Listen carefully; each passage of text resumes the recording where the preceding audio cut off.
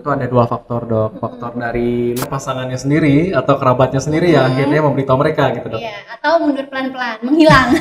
Paling sering dijumpai di bulan puasa adalah bau mulut nih dok.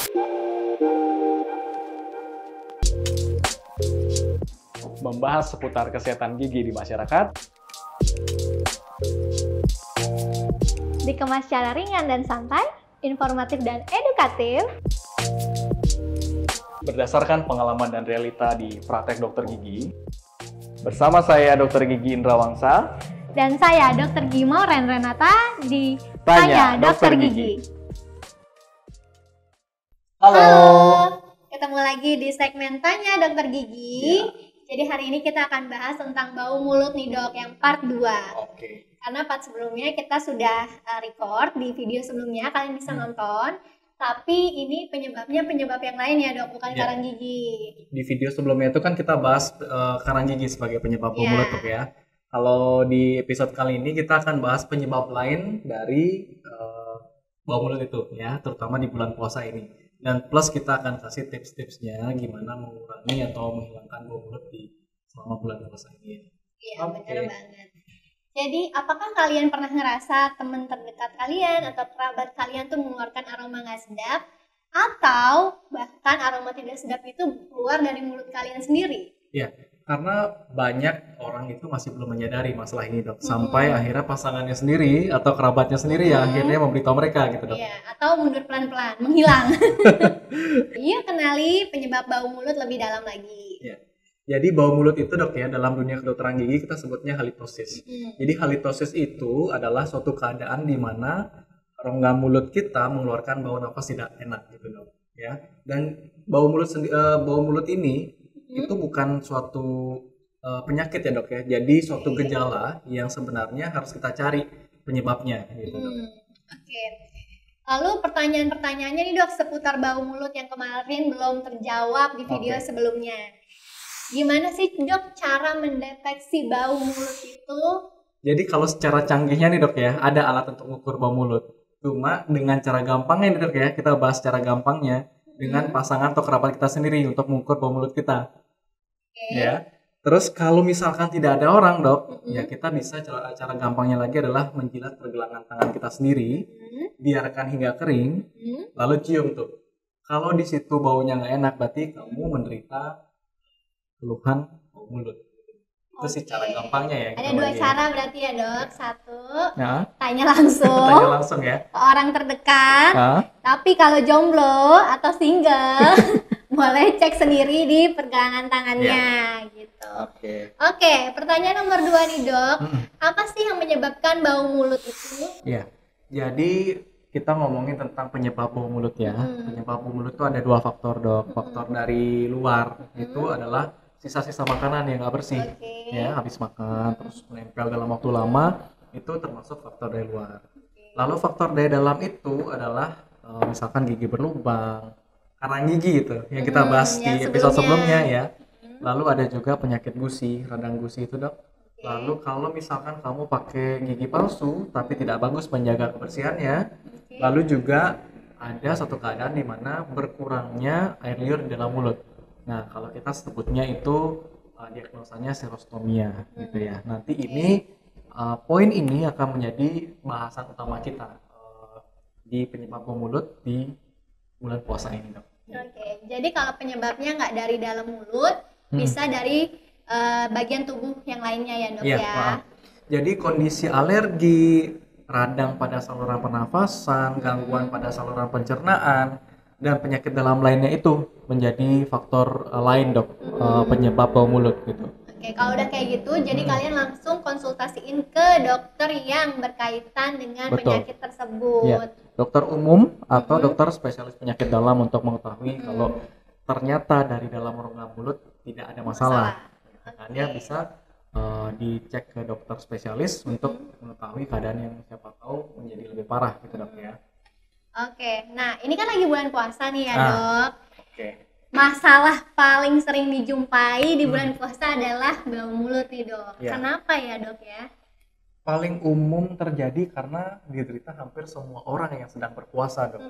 Kenapa? Nah, tadi faktor dari dalam, poin-poin terakhir itu yang kita sebut adalah serostomia. Oke. Serostomia atau berkurangnya air liur di dalam rongga mulut, gitu. Nah, jadi kalau rongga mulut kering, itu ketiadaan air liur, artinya dia akan menimbulkan bau mulut tidak enak. Karena air liur itu sendiri sebenarnya satu, fungsinya untuk membilas sisa-sisa makanan. Dua, untuk menekan bakteri-bakteri yang menyebabkan bau mulut gitu, Dok. Nah, jadi dengan ketiadaan air liur, dengan keadaan rongga mulutnya kering, lebih membuat lebih gampang menderita bau mulut gitu, Dok ya. Nah, salah satunya juga misalkan bau mulut kering karena dehidrasi, karena di bulan puasa kan kita kurang asupan air ya, Dok ya. Bisa juga mulut kering karena kita mengkonsumsi obat-obatan tertentu yang menekan produksi air liur. Lalu yang ketiga itu misalkan pada saat pilek. Nah, kenapa nih, Dok, pada saat pilek? Dok? Karena waktu kita pilek ya, Dok ya, kan hidung kita tersumbat tuh.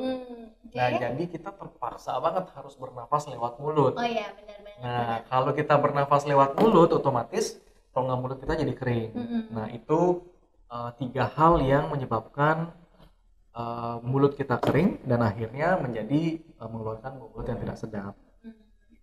Jadi kalau mulut kita kering dan tidak mengandung air liur, maka perkembangan bakteri dalam mulut itu jadi tidak terkendali ya, Dok ya. Betul. Dan menyebabkan bau mulut tidak sedap. Iya. Oke. Jadi ya artinya di bulan puasa ini sangat umum terjadi ya. Mulut kering menyebabkan bau mulut karena kekurangan asupan air. Jadi sangat umum terjadi sih. Nanti kita bahas ya tipsnya bagaimana mengatasinya. Oke. Kalau penyebab lainnya apa tuh, Dok? Penyebab lain itu ada juga gangguan di saluran pencernaan. Nah, apa itu gangguan saluran pencernaan, Dok? Kita mengalami MAH atau penyakit asam lambung.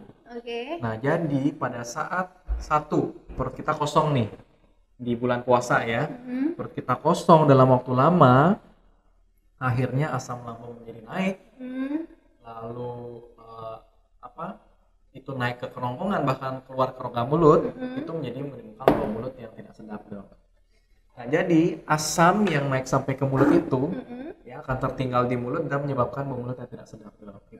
Terutama nih, Dok ya, mengingat kita di Indonesia kan senang banget ya mengkonsumsi makanan yang yang pedas dan asam gitu, Dok ya, rujak atau makanan-makanan yang pedas ya intinya. Nah, jadi itu sangat memicu produksi gas lambung berlebih. Ya, harus diwaspadai, Dok. Oke, harus dikurangin ya, terutama di bulan puasa ini ya, Dok ya. Ya, selain karena memang perut kosong, lalu makan makanan pedas dan asam itu juga memicu asam lambung. Jadi asam lambungnya naik ke kerongkongan, naik ke rongga mulut, jadi asam yang tertinggal menyebabkan bau mulut. Oke. Gimana sih, Dok, cara mengatasinya? Ya, kalau kita bicara mengatasi bau mulut, Dok ya, sebenarnya gampang-gampang aja sih, Dok gitu. Ada beberapa cara ya. Itu salah satunya adalah dengan minum banyak air putih. Cara paling gampang, Dok. Untuk menghindari ini ya, Dok ya, dehidrasinya itu. Betul, tadi menghindari mulut kering ya. Karena air putih juga itu menjaga kelembaban dari rongga mulut itu sendiri, Dok. Selain itu juga dapat membilas bakteri-bakteri yang menyebabkan bau mulut. Itu pertama, minum air putih ya, Dok ya. Dok. Kedua, itu boleh berkumur menggunakan mouthwash. Kalau di video sebelumnya kita tidak begitu rekomen menggunakan mouthwash karena kita rasa sudah cukup menggunakan sikat gigi 2 kali sehari dengan benang gigi udah cukup untuk mencegah karang gigi, Dok ya. Nah, kalau di sini untuk mencegah bau mulut itu boleh menggunakan mouthwash. Artinya perlu nggak perlu gitu ya. Nah, karena mouthwash juga menimbulkan sensasi segar seketika, Dok ya. Biasanya kan rasa-rasa mint gitu ya. Yang penting yang tidak mengandung alkohol ya, Dok ya. Rata-rata sih mouthwash mengandung alkohol, Dok. Dia untuk mengontrol bakterinya juga. Tapi yang kita butuhkan sensasi segar dari rasa mint atau mentolnya itu gitu, Dok. Ya. Lalu yang ketiga itu bisa dengan makan permen atau mengunyah permen karet, Dok. Kenapa tuh, Ya. Dok? Karena makan permen karet atau mengunyah permen karet itu menurut saya ya, Dok ya, bisa menyelamatkan kita di situasi-situasi genting. Misalkan kita harus berbicara dengan orang, lawan bicara, belum sempat minum air putih, nggak sempat gosok gigi gitu kan ya, nggak sempat kumur dengan mouthwash. Apalagi habis makan sesuatu yang berbaunya Ya, menyengat oke. gitu ya, Dok ya. Jadi makan permen atau mengunyah permen karet itu lumayan membantu, Dok. Oke. Ya, jadi apalagi dengan pemilihan rasa-rasa mint atau xylitol gitu ya, dapat membantu menimbulkan sensasi segar seketika gitu, Dok. Oke, Dok, pertanyaan terakhir nih. Agar bau mulut dapat kita hindari di bulan puasa ini apa aja sih, Dok, tips-tipsnya? Ya, sekarang kita share ya ke masyarakat yang sedang Jalankan menjalani puasa gitu. Kita ada beberapa tips yang bisa dilakukan. Itu pertama, ya selalu menjaga kesehatan gigi dan mulut dengan cara menyikat gigi 2 kali sehari ya, Dok ya. Artinya waktu setelah sahur kita bisa menyikat gigi, lalu sewaktu buka kita boleh menyikat gigi lagi gitu kan ya. Itu sudah cukup membantu, Dok, menghilangkan sisa-sisa makanan penyebab bau mulut.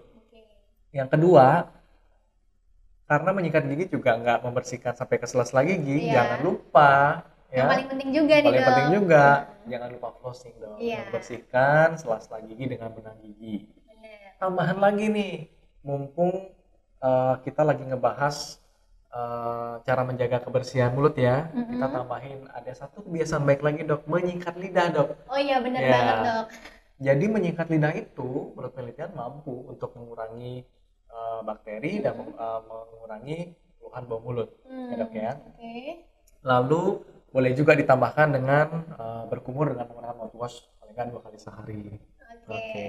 Nah, lalu kalau misalkan ada keluhan lain, penyebab lain yang faktor dari dalam, Dok, seperti gigi berlubang, ada penyakit gusi, dan masalah kesehatan mulut yang lain, jangan lupa dikonsultasikan atau dicek ke dokter gigi ya. Gitu. Oke, itu aja ya, Dok ya, tips-tipsnya. Iya. Semoga bermanfaat buat teman-teman kita yang sedang menjalankan puasa dan terhindar dari bau Bau mulut. mulut. Oke, sekian pembahasan bau mulut part 2 hari ini. Dan jangan lupa tonton video kita berikutnya karena kita masih akan banyak bahas seputar kesehatan gigi di masyarakat ya, Dok ya. Dan kita ingin mengucapkan Selamat menunaikan ibadah puasa. Semoga kita selalu dalam keadaan sehat. Dan jangan lupa untuk like, comment, and subscribe. Sampai jumpa di segmen Tanya Dokter Gigi.